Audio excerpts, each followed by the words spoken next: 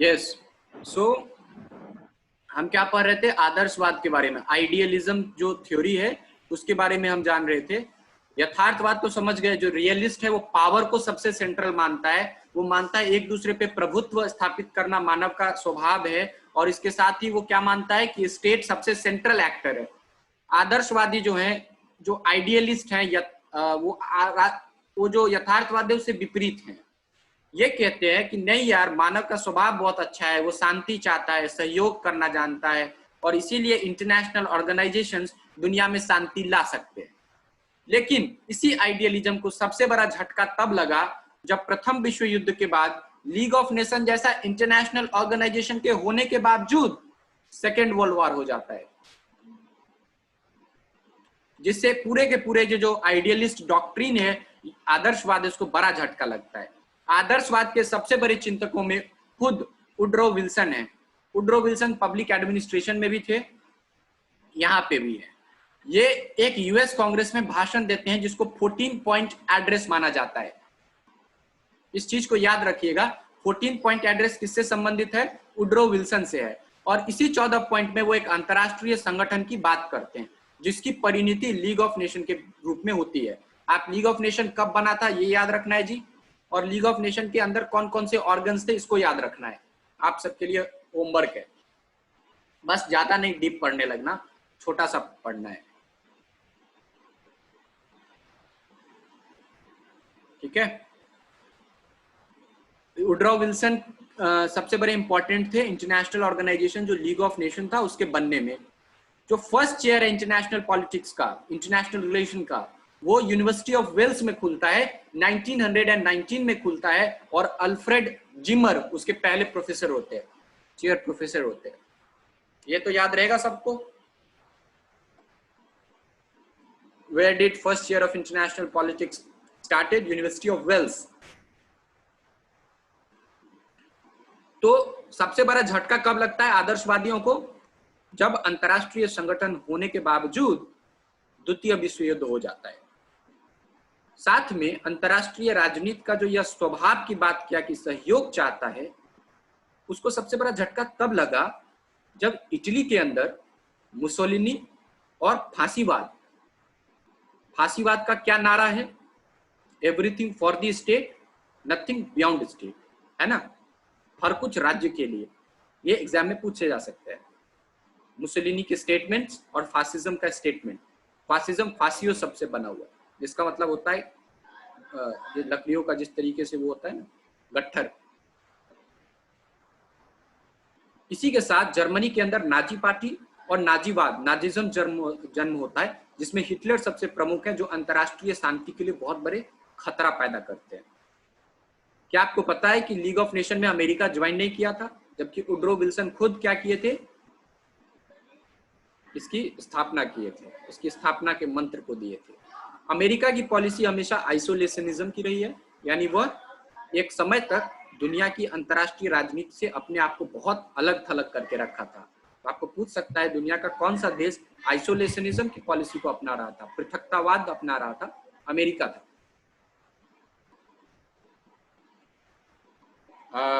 कुछ थ्योरी से ये सब भी इंपॉर्टेंट है, यू हैव टू रिमेंबर। 11 सितंबर 2001 कौन भूल सकता है दुनिया में?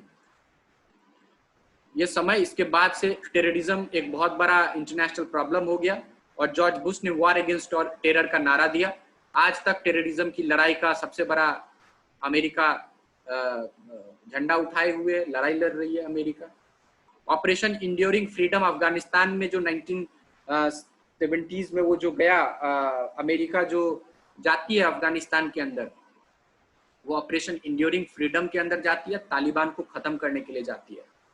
एक्सिस ऑफ इविल में कौन से 3 देश हैं? ईरान, इराक और नॉर्थ कोरिया। ये 2002 में दिया गया। ईरान, इराक और नॉर्थ कोरिया को अमेरिका अपना दुश्मन मानता है, इसको एक्सिस ऑफ इविल कहता है वो। 2003 के अंदर अमेरिका इराक को अटैक करता है, ऐसे ही क्वेश्चन पूछ सकते हैं आपको। पहली खाड़ी युद्ध यानी फर्स्ट गल्फ वॉर कब हुआ था? 1991, और दूसरी 2003 के अंदर। जस्ट वॉर, हमारे यहाँ पता है जो महाभारत है उसके अंदर बताया गया है कि कब युद्ध के समय भी नियम बनाए गए कि कब युद्ध में किसकी हत्या नहीं की जा सकती है। युद्ध की जब समापन घोषणा हो जाएगी, शाम जब हो जाएगा, उसके बाद कोई तीर बाण नहीं चलेगा, युद्ध नहीं होगा। एक दूसरे के जो बीमार लोग हैं उससे मिलते जुलते भी थे। तो इसी तरीके से अंतर्राष्ट्रीय राजनीति के अंदर जस्ट वार का कॉन्सेप्ट और किताब माइकल वाल्जर ने दिया है। You have to remember as it is. Michael Walzer ने जस्ट वार का कॉन्सेप्ट दिया है, जॉर्ज बुश ने वार अगेंस्ट टेरर का दिया है। पहली खाड़ी युद्ध कब हुई, द्वितीय खाड़ी युद्ध कब हुई, ये भी आपको याद रखना है। कुछ अंतर्राष्ट्रीय इंपॉर्टेंट ट्रीटीज हैं जिसके डेट आपको पूछते हैं। पार्शियल टेस्ट बैन ट्रीटी 1963, आपको थोड़ा और कष्ट करके इसको याद कर लेना है। मुझे नहीं लगता अगर आप 4-5 बार इसको देखेंगे तो खुद भी याद हो जाएगा। पार्शियल टेस्ट बैन ट्रीटी 63 में, नॉन प्रोलिफरेशन ट्रीटी 1968 में, जिसमें कि रिकॉग्नाइज किया गया 5 देशों को जो न्यूक्लियर स्टेट्स हैं, और बाकी देशों को कहा गया अब आप न्यूक्लियर एनर्जी को एक्सप्लॉइट नहीं कर सकते। इंटरनेशनल एटॉमिक एनर्जी एजेंसी है जिसकी हेडक्वार्टर कहाँ है जी, ऑस्ट्रिया की राजधानी वियना में। Strategic arms limitation treaty America और रूस के बीच हुई थी, कोल्ड वॉर के दौरान हुई थी 1972 में। और दूसरी स्ट्रैटेजिक आर्म्स लिमिटेशन ट्रीटी 1979 में 7 सालों के बाद लगभग हुई थी। START one 1972, SALT one 1972, SALT two 1979, फिर आया स्टार्ट 1985 में और स्टार्ट टू 1992 में। ये सब अमेरिका और रूस के बीच में परमाणु हथियार से लेके आर्म्स रिडक्शन की ट्रीटी होती थी दोनों देशों के बीच, ताकि आप और हम दोनों मिलके, अमेरिका और रूस मिलके, दुनिया में जो परमाणु हथियार बढ़ रहे हैं इसको कम किया जाए। इसके लिए दोनों देश सहमत होकर ट्रीटी बनाते थे। फिर है CTBT, comprehensive test ban treaty 1996 में आया। किसी भी तरीके की न्यूक्लियर एक्सप्लॉइटेशन, न्यूक्लियर एक्सप्लोजन को इसमें बैन किया गया। NSG को लंदन क्लब भी कहते हैं, जिसका भारत सदस्य नहीं है। ऑस्ट्रेलियन ग्रुप वासेनार का सदस्य भारत, और MTCR का सदस्य भारत हो चुका है। बस NSG है जिसका सदस्य भारत नहीं है। 1974 का ये NSG ट्रीटी है। जो NPT जो साइन करते हैं वही NSG के सदस्य होते हैं। INF ट्रीटी है, इंटर न्यूक्लियर ट्रीटी। ये INF ट्रीटी हुआ था अमेरिका और रूस के बीच, जिसको ट्रंप ने क्या कर दिया है, समाप्त कर दिया है। INF ट्रीटी को पिछले साल ही उसको खत्म घोषित कर दिया INF ट्रीटी को। ये PTBT, NPT, IAEA, SALT one, SALT two, START two, CTBT, NSG और INF ट्रीटी आपके इंपॉर्टेंट एग्जाम्स के पॉइंट ऑफ व्यू से। पहला पीस स्टडी सेंटर BHU के अंदर खुलता है, अभी भी है, Malviya centre for Peace Research करके BHU के अंदर चेयर है, और एक बहुत ही योग्य व्यक्ति उस चेयर को हैंडल कर रहे हैं, बहुत इंटरनेशनल एक्सपोजर है उनके पास। डिप्लोमेसी शब्द हेनरी किसिंगर ने दिया है, इनकी किताब भी है, डिप्लोमेसी हेनरी किसिंजर की किताब है। पब्लिक डिप्लोमेसी, ये थोड़ा अभी तक नहीं आया एग्जाम में, लेकिन मुझे ऐसा लगा कि हो सकता है पूछ दे। पब्लिक डिप्लोमेसी ये एडमंड बुलियन की शब्द है। किसने क्वाइंट किया public diplomacy? Who coined public diplomacy? Edmund Bullion. And whose book is diplomacy? It is Henry Kissinger. Henry Kissinger कौन थे? रिचर्ड निक्सन के क्या थे? एडवाइजर थे, बाद में प्रोफेसर बन गए किताब लिखने में। गन बोर्ड डिप्लोमेसी के बारे में मैंने बताया है। चेक बुक डिप्लोमेसी क्या होती है? जब आप फ्री चेक दे देंगे, जैसे WHOG वाले देश को दिया गया, इथियोपिया को चाइना ने दे दिया। मॉर्गेनथाउ ने कहा है, मॉर्गेनथाउ का एक स्टेटमेंट है, पावर से तो हमेशा मॉर्गेनथाउ अटैच्ड है। इसके अलावा मॉर्गेनथाउ फेमस स्टेटमेंट इज कि विश्व में कूटनीति द्वारा ही शांति संभव है। That means only through the means of diplomacy peace is possible. Whose statement is this? मॉर्गेनथाउ ने कहा था।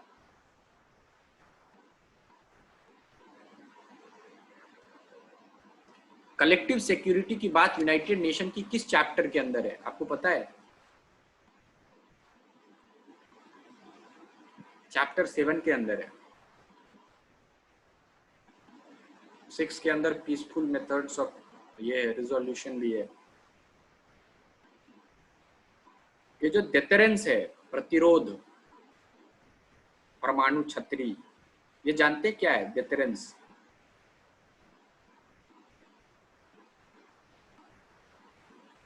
बताता हूँ। इससे पहले इन्वायरमेंट के बारे में जानिए। इन्वायरमेंट को लेके इंटरनेशनल रिलेशन पर्यावरण को लेके कितना अपने विषय वस्तु के रूप में लाता है। खासकर जॉन बेलिस और स्मिथ जैसे लोगों ने इंटरनेशनल रिलेशन की स्कोप को बहुत आगे बढ़ा दिए और उसके अंदर टेररिज्म, वार, ह्यूमन डेवलपमेंट, इन्वायरमेंट जैसे विषयों को इंक्लूड करके आईआर के स्कोप को भी इंक्लूड कर दिया है। तो हम लोग आईआर के रिस्पेक्ट में इन्वायरमेंट को पढ़ेंगे तो हम जानेंगे कि एक साइलेंट स्प्रिंग नाम की किताब है जो इंटरनेशनल रिलेशन की जो इन्वायरमेंटल थ्योरी है उसकी सबसे इंपॉर्टेंट किताब है जो रेचल कार्लसन ने लिखी है। ठीक है, रेचल कार्लसन की किताब है silent spring. Tragedy of common, Garrett Harding का शब्द है इन्वायरमेंट को लेकर। ये पूछा था शायद, मुझे लगता है एंट्रेंस में कभी।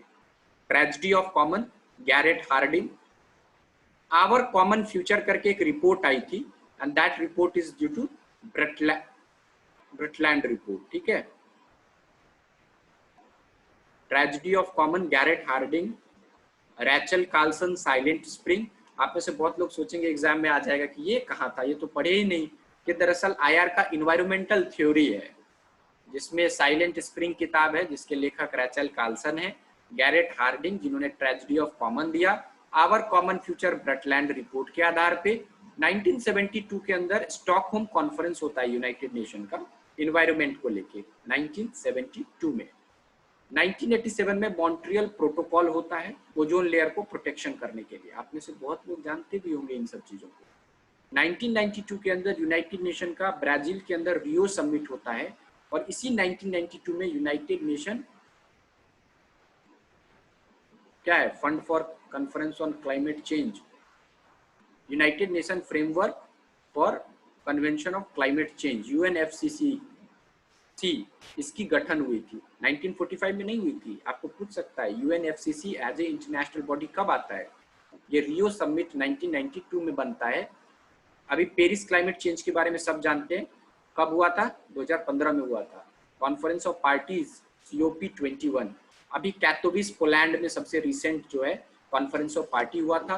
कॉन्फ्रेंस ऑफ पार्टी एक उपक्रम है जिसके अंदर दुनिया के देश कार्बन उत्सर्जन यानी कि कार्बन इमिशन को कम करने के लिए और अपनी जो उनके पॉल्यूशन है लेवल है उसको कम करने के लिए ये करते हैं। ह्यूमन डेवलपमेंट का कॉन्सेप्ट किसने दिया था? पाकिस्तान के ही महमूद हक ने दिया था। उसमें अमर्त्य सेन का भी बड़ा महत्वपूर्ण योगदान था, लेकिन पाकिस्तान के महमूद हक ने सबसे पहले ह्यूमन डेवलपमेंट के कॉन्सेप्ट को दिया है। अभी जो UNDP ह्यूमन डेवलपमेंट रिपोर्ट और सब कुछ लाती है वो दरअसल अमर्त्य सेन और महमूद हक जैसे लोगों का ही कॉन्सेप्ट है।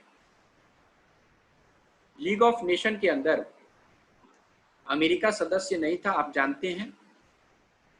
इसके साथ इसकी खामियां क्या क्या थी? इसके खामियां ये थी कि रसिया और जर्मनी के साथ इसके संबंध अच्छे नहीं हो पा रहे थे।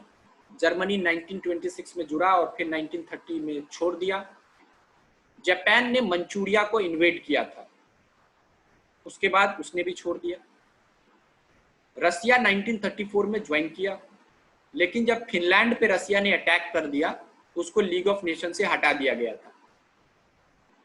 ब्रिटेन और फ्रांस जैसे ताकतवर देश भी लीग ऑफ नेशन को महत्व नहीं देते थे और यूएस तो ज्वाइन ही नहीं किया था।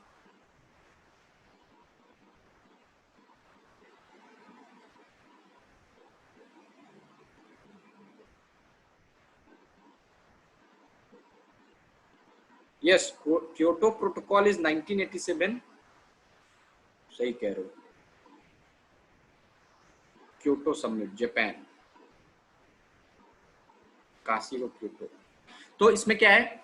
सेक्रेटरिएट है जी, काउंसिल है, असेंबली है, the permanent court of international justice था, इंटरनेशनल लेबर ऑर्गेनाइजेशन, ये पूछा था इसमें से कौन इंटरनेशनल प्री 1945 है।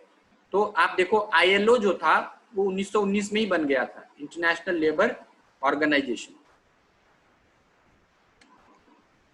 हेल्थ कमिटी थी, मैंडेट कमीशन था। मैंडेट्स के बारे में आप लोग जानते हो क्या? मैंडेट्स क्या होता है? रेफ्यूजी कमिटी थी और स्लेवरी कमीशन था। खैर मैंडेट पे बाद में बात करेंगे, इंपॉर्टेंट नहीं है आपके लिए। मैंडेट सिस्टम बड़ा जबरदस्त है, उसी से तो फिर इजराइल बनता है। अब देखो रियलिज्म के लिए क्या है, यथार्थवादियों के लिए शक्ति सबसे महत्वपूर्ण है, शक्ति केंद्र है।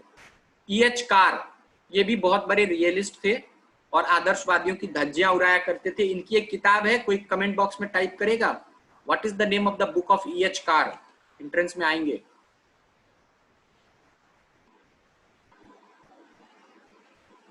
20 ईयर क्राइसिस, वेरी गुड।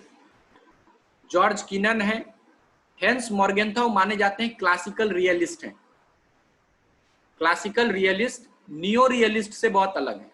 जब आपको नियो रियलिस्ट आएगा तो आपको केंथ वर्ल्ड का नाम पढ़ेंगे, मैन स्टेट एंड वॉर। मेरे पास भी वो किताब है, वो बहुत अंतरराष्ट्रीय राजनीति की प्रमुख किताबों में से, पहली किताबों में से, अच्छी किताबों में से नियो रियलिस्ट जब आप पढ़ेंगे वर्ल्ड। लेकिन क्लासिकल रियलिस्ट मॉर्गेनथाउ है। मॉर्गेनथाउ ने कितने प्रिंसिपल दिए हैं यथार्थवाद के? How many principles of political realism was propounded by Hans J Morgenthau? Vasudha is very right, 6 principles दिए हैं। मॉर्गेनथाउ की किताब का नाम क्या है? Theory of international politics. अच्छा, तो politics, theory of international politics अगर है, इसके साथ एक और कौन सी किताब है? Politics among Nations. चलिए, थ्योरी ऑफ इंटरनेशनल पॉलिटिक्स। और अब पढ़ेंगे इंटरनेशनल रिलेशन के डिबेट्स के बारे में। जैसे इवोल्यूशन पढ़ा हमने पब्लिक एडमिनिस्ट्रेशन के अंदर,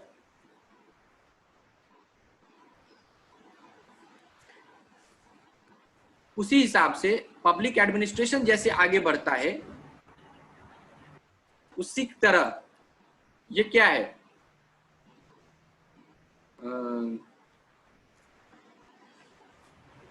sorry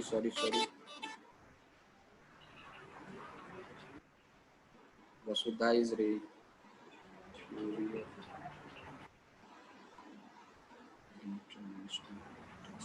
sorry, this is also a book of Kent Worlds, not Hans Morgenthau. So Hans Morgenthau क्या है? क्लासिकल रियलिस्ट है। थ्योरी ऑफ इंटरनेशनल पॉलिटिक्स, इसके बारे में मैं आगे बात करने वाला था, इसलिए कंफ्यूज हो गया। जो डिबेट्स हैं आपके इंटरनेशनल रिलेशन में, पब्लिक एडमिनिस्ट्रेशन का जैसे हुआ है, स्वर्ण काल था। स्वर्ण काल कौन सा काल था? कौन से फेज में स्वर्ण काल था, गोल्डन एरा था? या बताओ, क्राइसिस का पीरियड आया। उसी तरीके से इंटरनेशनल रिलेशन के अंदर कुछ डिबेट्स हुए हैं, जिसके आधार पे international relation as a subject आगे बढ़ा है। जिसमें पहला ग्रेट डिबेट था, वह था आदर्शवादियों और यथार्थवादियों के बीच था। आइडियलिस्ट कहते थे कि शांति है, दुनिया सहयोग के आधार पे चलेगा। रियलिस्ट कहते हैं दुनिया सत्ता और पावर के आधार पे चलता है, शक्ति के आधार पे चलता है। और बाद में यही डिबेट कल्मिनेट हो जाता है जब वर्ल्ड वॉर हो जाता है। और बहुत बड़ा झटका किसको लगता है? आदर्शवादियों को। उनको लग जाता है कि नहीं, ये यथार्थवादी सही कहते हैं, हर देश हिटलर जैसा व्यक्ति शक्ति पाने के लिए, अपनी शक्ति की इच्छा पूरा करने के लिए दुनिया में कुछ भी कर सकता है। ये फर्स्ट ग्रेट डिबेट था। Second great debate international relation में बिहेवियरलिस्ट के बीच होता है और ट्रेडिशनलिस्ट के बीच होता है। आप बिहेवियर रिवॉल्यूशन के बारे में तो जानते ही हैं, कब स्टार्ट हुआ था। चार्ल्स मरियम का नाम आपने सुना है? चार्ल्स मरियम की किताब का नाम आप लिख सकते हैं। बिहेवियरलिज्म से कुछ किताब बहुत इंपॉर्टेंट है आपके एंट्रेंस के लिए। Politics, who what's what when and how किसकी किताब है? Who gets what when and how? Harold Lasswell की। आप में से बताओ, चार्ल्स मरियम की किताब बताओ, तभी आगे पढ़ाएंगे।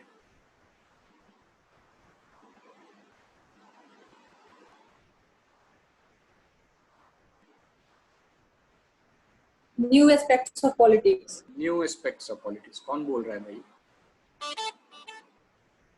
बहुत बढ़िया। और बिहेवियरलिज्म में बता रहा हूं आपको कौन कौन सी किताब आपको पढ़नी चाहिए। चार्ल्स मरियम को पढ़िए, हैरोल्ड लैसवेल को पढ़िए,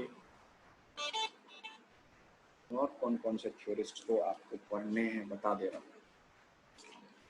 जस्ट ए मिनट, इसीलिए बता दे रहा हूँ क्योंकि आएंगे आपको एग्जाम में। कहाँ से क्वेश्चन आ गया है ना। कार्ल पॉपर की बुक का नाम कोई बताएगा? कार्ल पॉपर,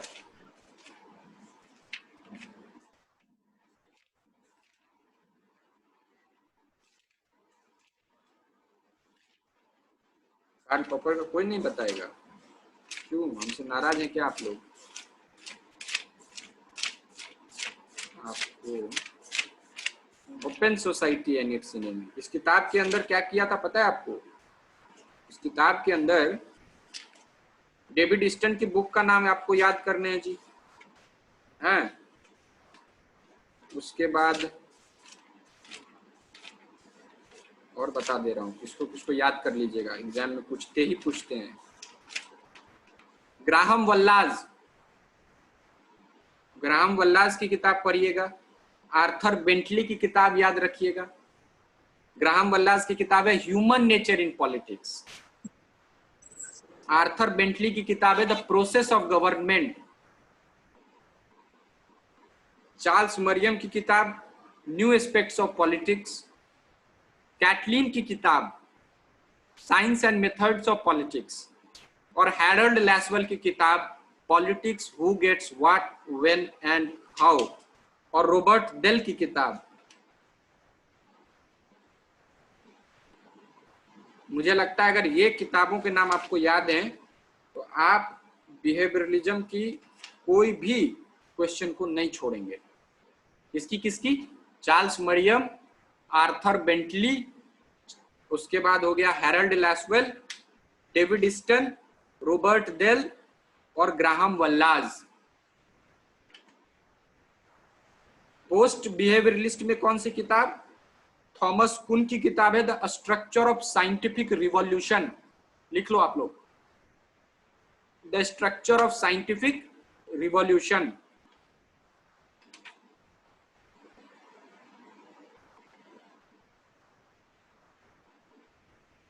बाकी डेविड ईस्टन ने जो क्रीडो ऑफ रेलिवेंस कहा है, 8 कैरेक्टर बताए थे, ये भी एक बार आप लोग देख लेना, ठीक है। Open societies and it's enemies जो किताब है कार्ल पॉपर की, इसके अंदर प्लेटो को पहला फांसीवादी कहा है इसमें, फर्स्ट फासिस्ट। ये आपको एग्जाम में आएंगे, पहला फांसीवादी प्लेटो को कौन कहा था। ये सेकेंड ग्रेट डिबेट था जो ट्रेडिशनलिस्ट और बिहेवियरलिस्ट के बीच में था, जिसमें बिहेवियरल रिवॉल्यूशन का बहुत इंपॉर्टेंट रोल है, हैरोल्ड लैसवेल का रोल है, चार्ल्स मरियम, आर्थर बेंटली का रोल है। पोस्ट बिहेवियरलिज्म में थॉमस कुन, स्ट्रक्चर्स ऑफ साइंटिफिक रिवॉल्यूशन जिनकी किताब है वो बहुत इंपॉर्टेंट है। हाँ बताओ क्या बोल रहे हो? The structure of scientific revolution किसकी बुक है? थॉमस कुन, KUHN, ठीक है, पोस्ट बिहेवियरलिस्ट किताब है वो। तो ये बिहेवियरलिस्ट के बीच और ट्रेडिशनल वाले जो थे उनके बीच बड़ा लड़ाई होता है। और उसके बाद आता है तीसरा डिबेट जो नियो लिबरल और नियो रियलिस्ट के बीच में होता है इंटरनेशनल रिलेशंस के अंदर। नियो लिबरल में कुछ नाम हम लोग जान लें पहले। अर्नेस्ट हास, ऐसे ही एग्जाम में आएंगे, इसमें से कौन नियो लिबरल है? Who called Plato the first fascist? Vasudha ने क्वेश्चन पूछा, आनंद ने आंसर दिया, Popper. Neo liberal neo real के बीच थर्ड डिबेट है। नियो लिबरल क्या है? अर्नेस्ट हैस है, रॉबर्ट क्यूहेन और जोसेफ नाई। रॉबर्ट क्यूहेन और जोसेफ नाई ने ही कॉम्प्लेक्स इंटरडिपेंडेंस, इसको कॉम्प्लेक्स इंटरडिपेंडेंस को हिंदी में बोल सकते हो, जटिलता कुछ कहते हैं, कॉम्प्लेक्स इंटरडिपेंडेंस।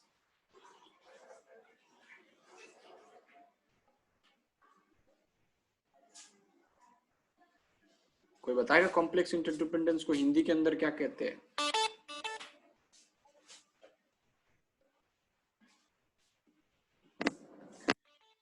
ये कॉम्प्लेक्स इंटरडिपेंडेंस की जटिलता क्या कहते हैं, इसका कॉन्सेप्ट किसने दिया था? रॉबर्ट क्यूहेन और जोसेफ नाई ने इनका कॉन्सेप्ट दिया था, ठीक है जी। और नियो रियलिज्म, इसमें केंथ वाल्ट्ज पढ़ेंगे, वर्ल्ड्स क्या था, पिछले साल का जेएनयू का क्वेश्चन है।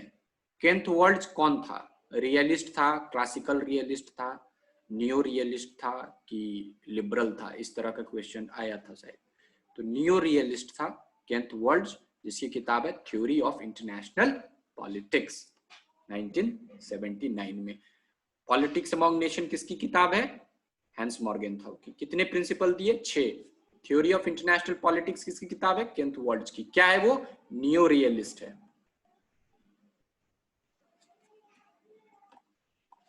अब मार्क्सिस्ट के बारे में थोड़ा बात करते हैं। इंटरनेशनल रिलेशंस में मार्क्सिस्ट क्या कहते हैं? मार्क्सिस्ट में खासकर मार्क्स थे, उसके बाद वो क्लास स्ट्रगल की बात करते थे। अभी नियो मार्क्सिस्ट हैं, जिसमें कौन कौन इंपॉर्टेंट है? फ्रैंक इंपॉर्टेंट है, एंडर गुंडर फ्रैंक। इमैनुअल वैलेडस्टीन की वर्ल्ड सिस्टम थ्योरी आती है, वर्ल्ड सिस्टम थ्योरी आपको इंपॉर्टेंट है, वैलेडस्टीन की थ्योरी है। इंटरनेशनल पॉलिटिकल इकोनॉमी जो पढ़ाई स्टार्ट हुआ है वो भी मार्क्सिस्ट स्कूल का है। लेनिन की एक किताब है और बहुत इंपॉर्टेंट किताब है, imperialism the highest stage of capitalism. ये किसकी है जी? लेनिन की है। Imperialism the highest stage of capitalism. इस किताब के माध्यम से वो बताता है किस तरीके से कैपिटलिस्ट सिस्टम का ही एक पार्ट क्या है? इंपीरियलिज्म है। जो साम्राज्यवाद है वो भी एक पार्ट है किसका? कैपिटलिज्म का।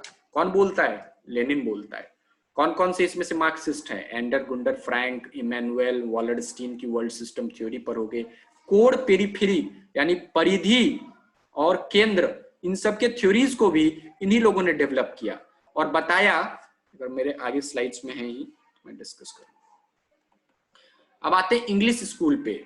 इंग्लिश स्कूल अंतरराष्ट्रीय सहयोग की कैसे बात करता है? वो इंटरनेशनल सोसाइटी की बात करता है।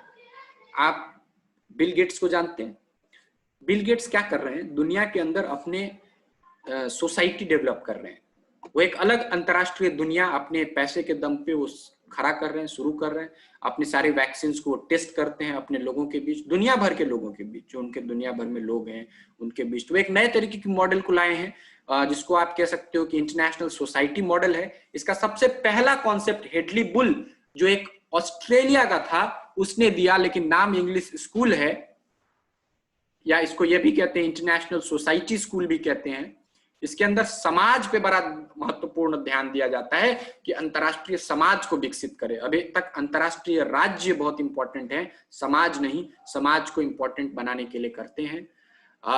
E.H. कार मैंने बताया अपनी किताब 20 ईयर क्राइसिस के अंदर, ये क्या करते हैं? लिबरल लोगों को बहुत लतियाते हैं और कहते हैं कि तुम लोग सिर्फ यूटोपियन बात करते हो, भ्रामक बात करते हो, आदर्शवादी बात करते हो, है ना। अगर लिबरल अप्रोच की बात करें तो इमैनुअल कांट सबसे बड़े हैं। Kant, Jefferson, James Madison, J.S. Mill की किताब ऑन लिबर्टी और सब्जेक्शन ऑफ, कोई बोल नहीं रहा है, कुछ तो किताब का नाम बताइए। फिर John Locke, women subjection of women. चलिए ठीक है। उसके बाद जॉन लॉक, है ना, David Hume, Jean Jacques Rousseau. Emile किताब किसकी है? इमाइल एडम स्मिथ की है ना, रूसो। तो ये लिबरल्स हैं। ये क्या कहते हैं? हार्मनी ऑफ इंटरेस्ट की बात करते हैं। कॉमन इंटरेस्ट है, मानव जाति का एक कॉमन इंटरेस्ट है, सबका अलग अलग नहीं है। ह्यूमन प्रोग्रेस में विश्वास करते हैं, आदमी प्रोग्रेस करे। मोरालिटी, बड़े नैतिक होते हैं आदर्शवादी लोग, कहेंगे अरे सब सही हो जाएगा, सब सही है, कोई शक्ति वक्ति की बात नहीं है, सहयोग की बात है। मानवाधिकार की बड़ी पैरोकार करते हैं, मनुष्य को बड़ा भला बताते हैं, बड़ा अच्छा बताते हैं, है ना। ह्यूमन नेचर बहुत अच्छा है, कपटी नहीं है, मानव जो है शक्ति के लिए नहीं करता है। वार ऐसा है जिसको रोका जा सकता है, ऐसा लिबरल्स कहते हैं। लिबरल लोग आजकल बहुत ज्यादा गाली खा रहे हैं ट्विटर पे, तो वो कहते हैं कि युद्ध को रोका जा सकता है। इसी में कॉम्प्लेक्स इंटरडिपेंडेंस की थ्योरी जोसेफ नाई और कीहोन ने दी। मैं इसका जरूर बता देता हूं क्योंकि एग्जाम में आएगा तो हिंदी वाले गड़बड़ न कर दे। कॉम्प्लेक्स इंटरडिपेंडेंस आप में से कोई बता नहीं रहा है हिंदी में क्या कहते हैं उसको?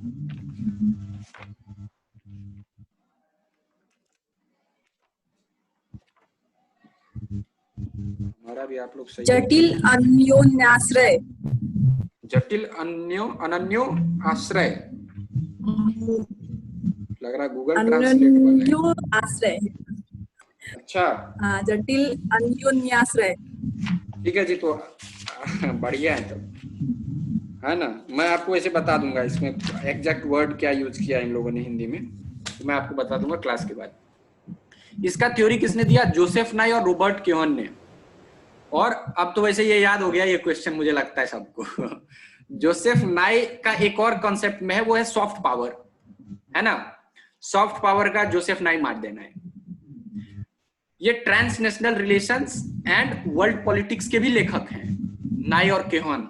Transnational relations and world politics. New liberal में एक बड़ा थ्योरी है डेमोक्रेटिक पीस थ्योरी, लोकतांत्रिक गणराज्य सिद्धांत। ये क्या कहता है जानते हैं? ये कहता है कि दो अगर प्रजातांत्रिक देश हैं वो आपस में कभी नहीं लड़ेंगे, वो हमेशा सहयोग के माध्यम से या अपनी बातचीत के माध्यम से अपनी सारी समस्याओं को हल कर लेंगे। ये दरअसल लिबरलिज्म को और डेमोक्रेसी को महान बताने के लिए थ्योरी माइकल डोल ने दिया था। Democratic peace theory, if I am sure this question is coming in your exam this year. Democratic peace theory Michael Doyle ने दिया था। एंड ऑफ हिस्ट्री, इतिहास ही खत्म हो गया। ये किताब फ्रांसिस फुकुयामा ने पहले आर्टिकल लिखा 1989 में, the end of history. End of history debate भी है, अगर आप में से कोई जानकार है इसका तो वो जानता होगा। वो कहते हैं कि जिस तरह अंतरराष्ट्रीय राजनीति में अब एक ही आइडियोलॉजी बची है, लिबरलिज्म बची है, लिबरल ऑर्गेनाइजेशन और लिबरल इंस्टीट्यूशंस बचा है, और इसीलिए इतिहास इसीलिए खत्म हो गया क्योंकि अब विरोधी लिबरलिज्म का या उसके टक्कर का कोई नहीं बचा है, और इतिहास तभी तक रहता है जब कोई दो टकराते हैं तो इतिहास लिखाता है। इसलिए उन्होंने कहा इतिहास ही खत्म हो गया, अब लिबरल अप्रोच दुनिया को अपने में संभाल लिया है। ऐसा end of history theory Francis Fukuyama की है। डेमोक्रेटिक पीस थ्योरी, लोकतांत्रिक गणराज्य सिद्धांत, माइकल डोल की है। कॉम्प्लेक्स इंटरडिपेंडेंस की थ्योरी जोसेफ नाई और क्यूहन की है। जोसेफ नाई ने सॉफ्ट पावर के कॉन्सेप्ट को भी दिया है, और इसके साथ लिबरल्स क्या चाहते हैं वो आप लोगों ने देखा। जो रियलिस्ट होते हैं, यथार्थवादी होते हैं, उसमें हेंस मॉर्गन था, वो सबसे इंपॉर्टेंट है। उसने अंतरराष्ट्रीय राजनीति के यथार्थवाद के 6 सिद्धांत बताए हैं, जिनमें अगर मैं एक दो बता दूं तो वो सबसे पहले बताते हैं कि ये इकोनॉमी से, नैतिकता से ये बहुत अलग है। जो इंटरनेशनल पॉलिटिक्स है वो अपने आप में ऑटोनमस है।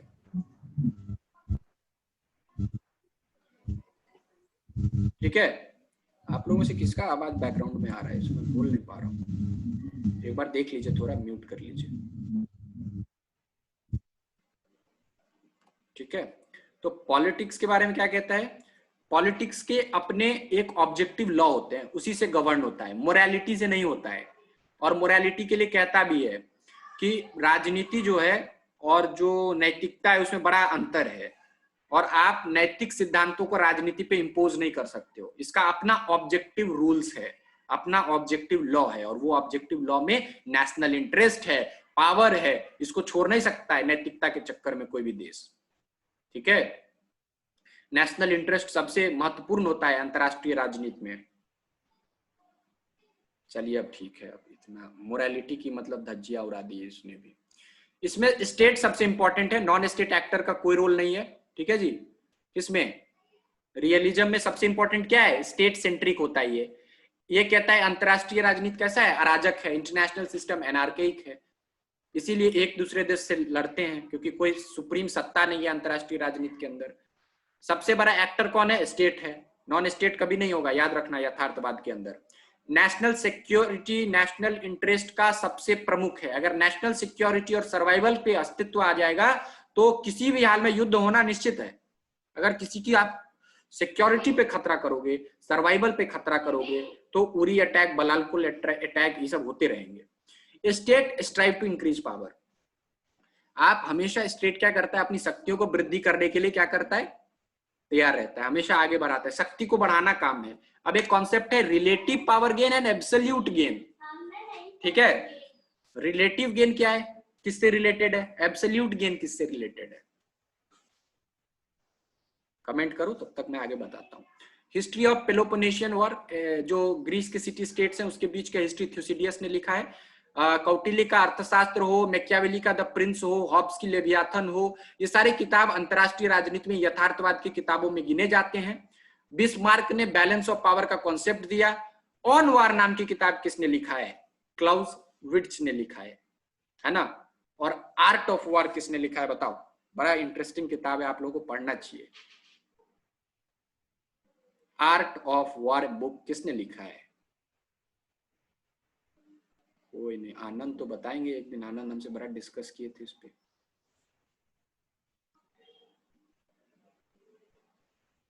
सुन तजू ने लिखा, बढ़िया किताब है, इतनी पतली है, पढ़िएगा। मैंने पढ़ी तो बड़ा इंटरेस्टिंग, डिप्लोमेसी और सारा कुछ उसमें दिया है, सिद्धांत के बारे में दिया है। तो ऑन वॉर, लेकिन ऑन वॉर किताब क्लाउजविट्ज की है। जस्ट वॉर किसकी किताब है? फटाक से बताओ, पीछे स्लाइड्स में बताया हूं। Just war